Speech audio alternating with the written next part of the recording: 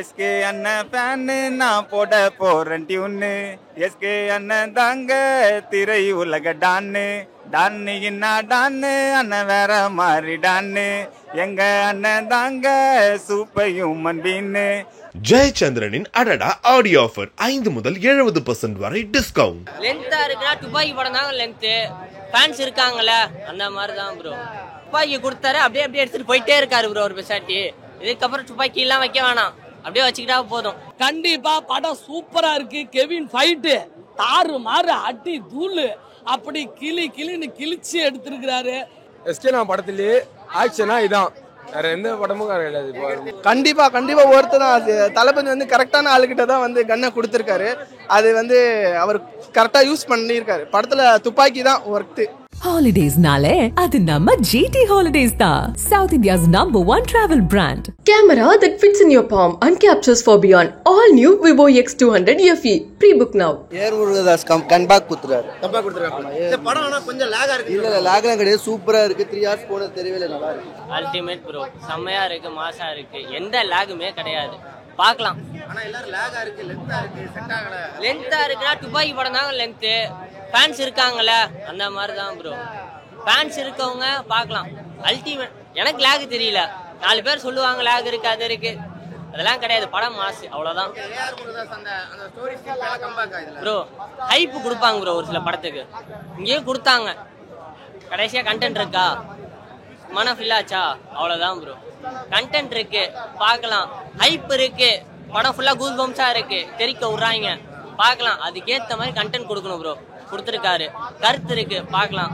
ஃபேமிலியோட தாராளமா பார்க்கலாம். ஆக்டிங் ஆக்ஷன் எல்லாம் பக்கா குறையே இல்ல, அவ்வளவுதான். அந்த மாதிரி சொல்லணும்.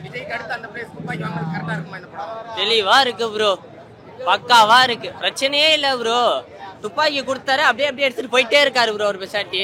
இதுக்கப்புறம் துப்பாக்கி எல்லாம் வைக்க வேணாம், அப்படியே வச்சுக்கிட்டா போதும், அவ்வளவுதான். யாருல இருந்து ஆரம்பிக்கலாம் சொல்லு? முருகதாஸ்ல இருந்து. அதாவது 2010ல் துப்பாக்கியை நான் ஏவிஎம் தியேட்டர்ல பார்த்தேன். அந்த தியேட்டர் கூட இன்னைக்கு இல்ல.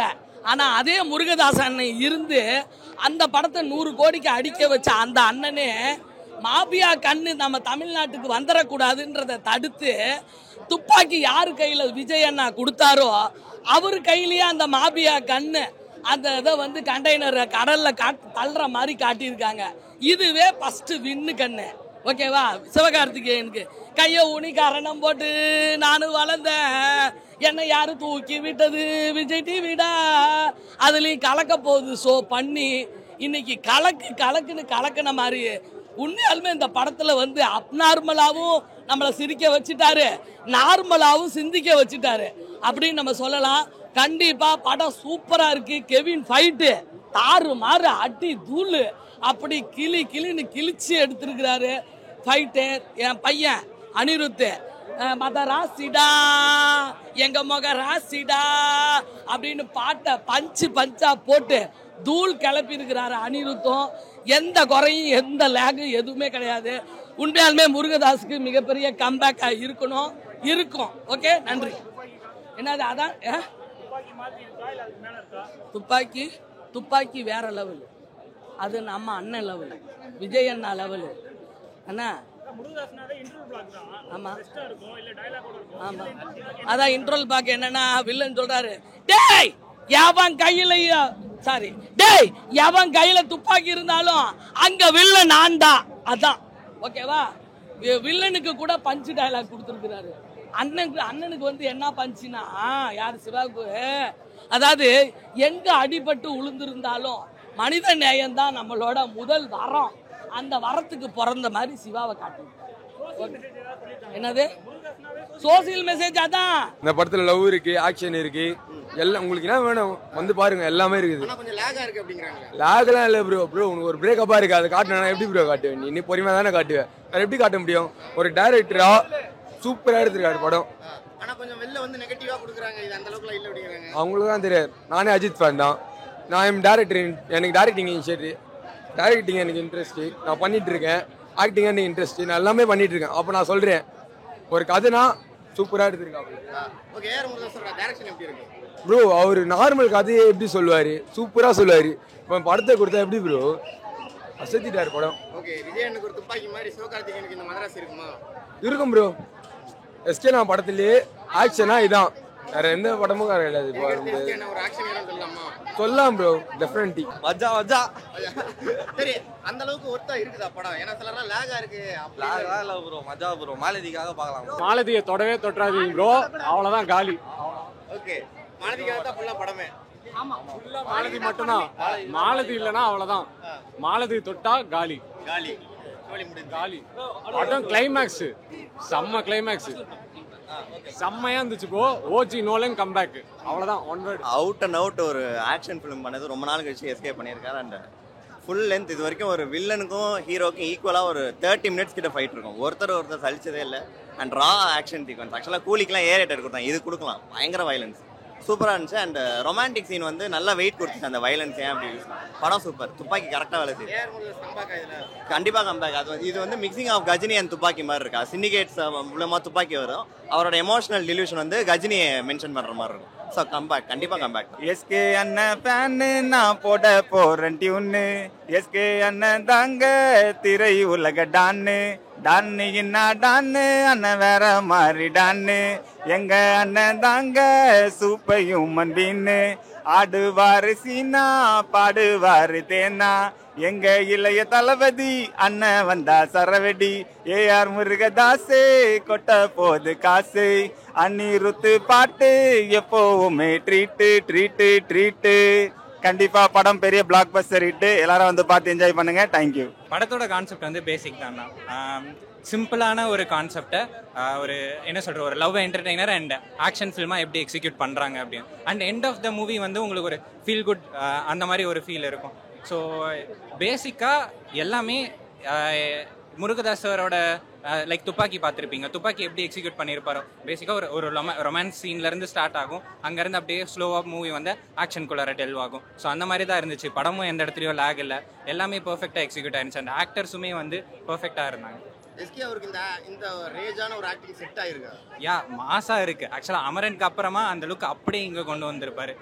இதுக்கப்புறமா அவர் வந்து இதே மாதிரி படமே இன்னும் பண்ணிட்டு இருக்கலாம். ஏன்னா அந்த ஸ்டேஜை வந்து கொண்டு வந்துட்டாருன்னு வச்சுக்கலாம்.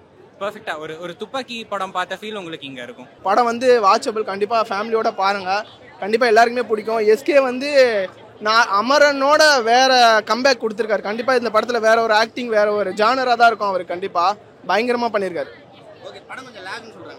இல்லை லேக்ன்ற அளவுக்குலாம் எதுவுமே கிடையாது. எந்த இடத்துலையுமே போர் அடிக்கல. ஆக்சுவலாக வந்து ஃபுல்லாக போயிட்டே தான் இருந்துச்சு. இந்த சீட் எட்ஜில் தான் எல்லாம் பார்த்துருந்தோம். அடுத்தது என்ன, எஸ்கே கொடுக்குற ஒரு ஆக்ஷனுக்கும் ரியாக்ஷனுக்கும் எல்லாத்துக்குமே தேட்டரில் தான் ஃபுல்லாக ஸ்க்ரீன் இருந்துச்சு. கண்டிப்பாக ஒருத்தர் தான். தளபதி வந்து கரெக்டான ஆளுகிட்ட தான் வந்து கன்னை கொடுத்துருக்காரு. அது வந்து அவர் கரெக்டாக யூஸ் பண்ணியிருக்காரு. படத்தில் துப்பாக்கி தான் ஒர்த்து. ஹீரோவோட வில்லனோட ரோல் ரொம்ப நல்லா இருந்துச்சு. வில்லனோட ஸ்டண்ட்டு, அப்புறம் அவர் சொல்லவே வேணாம், அவர் வந்து எப்பயுமே அவரோட படத்தில் வந்து ஸ்டண்ட்னாலே நல்லாயிருக்கும். அண்ட் சிவகார்த்திகேயன் வந்து இதுக்கப்புறம் அவர் நம்பி எல்லா டேரக்டருமே படம் பண்ணலாம். ஒரு டைரோன் ஆக்டருக்கு வந்துட்டாருன்னு சொல்லலாம், ஆக்டர்ஸோட வந்துட்டாருன்னு சொல்லலாம். தென் இந்த படத்தில் வந்து சிவகார்த்திகேயனுக்கு வந்து ஒரு டிஃப்ரெண்டான ரோல் பண்ணியிருக்காரு.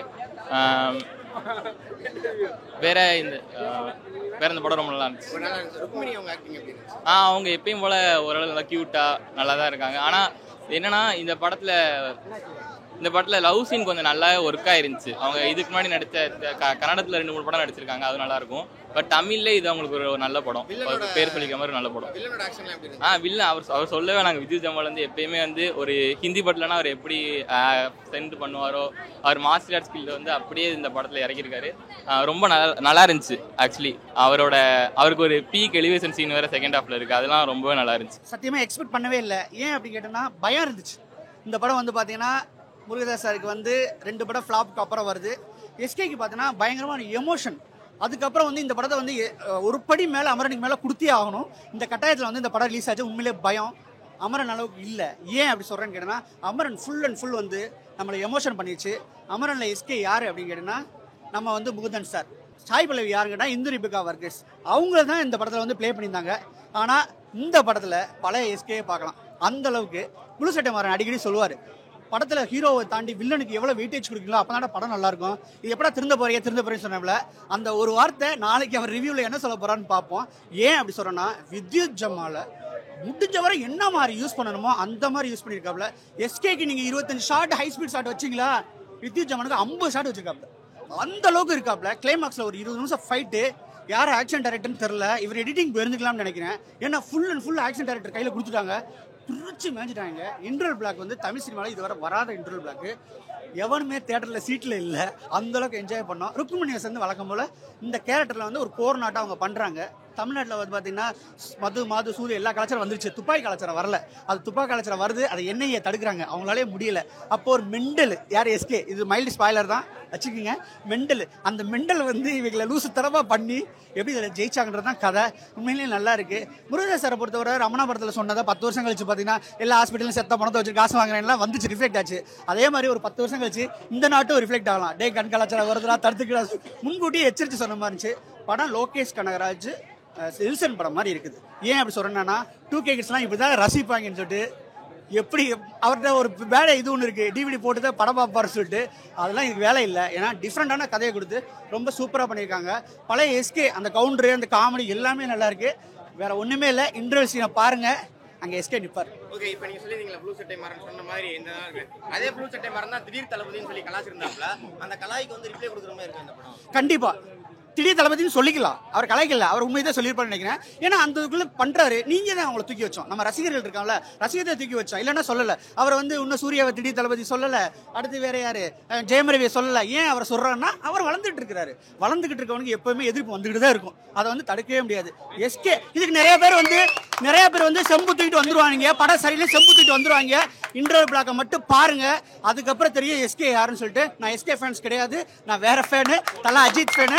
நான் ஏன் சொல்றேன்னா, ஒரு கட்டத்தில் சொல்ல நீ எத்தனை பேட்டாலும் துப்பாக்கி குடுறா வில்ல நான் தானே சொல்லிட்டு ஜம்மால வச்சாப்ல ஏஆர் முருகதாஸ். அப்பனா பாருங்க எஸ்கே தாண்டி எவ்வளவு ஒர்க் பண்ணிருக்காப்லன்னு சொல்லிட்டு.